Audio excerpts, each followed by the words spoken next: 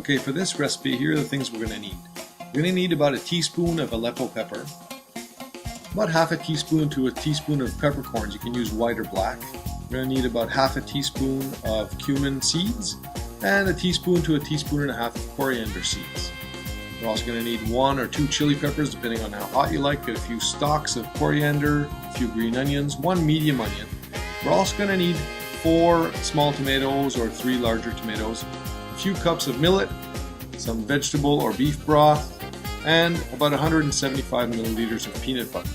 You're going to take the coriander, pepper, cumin, and Aleppo pepper in the frying pan, dry, over medium to high heat, stirring it occasionally, and roast those spices until they start to become aromatic. You'll actually change the odor of the spices, you'll smell it right away. You don't want to roast them brown, but you do want the smells to start coming out.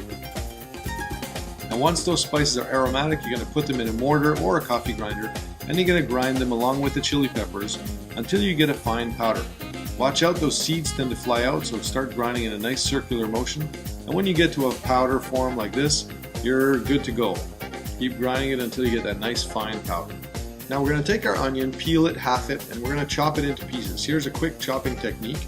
You're going to use your knife and cut towards the root end without going all the way through in a radial arrangement.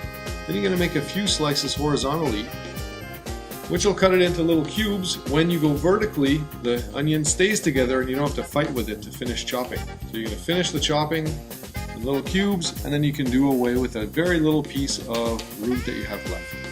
The coriander, which you've cleaned and scrubbed nicely, what we're going to do is chop all the stalk end of it, and we're going to reserve the leaves for later. So we're going to cut about here, move the leaves out, we're going to keep those for the garnish later, and we're going to chop the bottom end into little tiny pieces.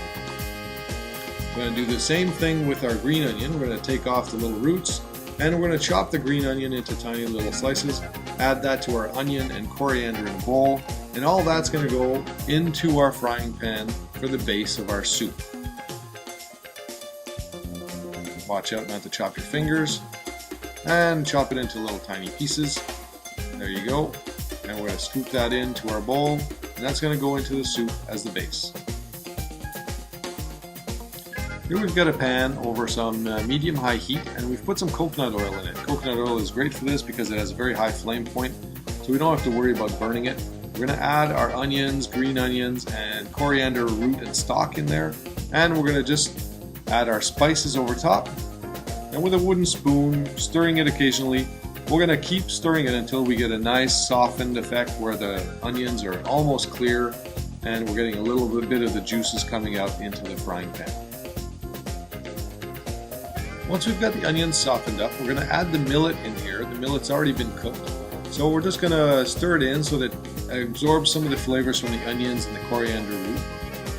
Once that absorbs the little bit of juice that we've got from the coriander and the onions, we're going to add our chopped up tomatoes. So we're going to dump the chopped tomatoes in here, and we're going to stir them, cooking slowly until the tomatoes really soften up and give up their juices to the soup. So for about 10 minutes, you're going to stir occasionally, keeping it over medium heat with the millet, the tomatoes, the onions, and the coriander root in here, a little bit of the spices. And what we're going to end up with is a paste that looks a bit like this. So you can cook it a bit longer and really soften those tomatoes up. You're going to let it cook, mix it every few minutes until you really get a nice soft texture. So we've been cooking this for a little over 10 minutes. Now we've got that really soft texture. You can see the tomatoes have really started to break up. Now this is about the time we're going to add in our peanut butter. So we've got our 175 ml of peanut butter. In this case, I've put it in a little glass bowl. This is not the best way to do it because it tends to get stuck on the sides of the bowl. Typically, I'll just scoop it right out of the peanut butter jar or the peanut butter container. So we're adding this into our mixture, and what we're going to do is once we've got all the peanut butter in there, all that delicious flavor, we're going to start stirring it up. And you'll notice when you do this that the bottom of the pan tends to heat the peanut butter up, and that peanut butter, like all legumes, is going to tend to soak up a lot of the fluid that's in there. So it's actually going to dry out the pan a little bit, and it's going to tend to start to crumble up or stick a bit to the bottom of the pan. Well, that's the time, once you've got it to that point, that's when you've really got to start adding in your broth, and you're only going to add it in a little bit at a time. So here it's starting to cook up, and You can see that when I move the spoon, it's really sticking to the bottom of the pan, and we've got that broth coming in here, and we're going to mix it in a little bit at a time, so it's going to splash all over the place otherwise. So we mix a little bit of it in there, and you're going to smell the great smell of the peanut butter with coriander, spices, a little bit of the cumin in there, and all those aromas tend to mix in together, and the peanut butter really brings that flavor out.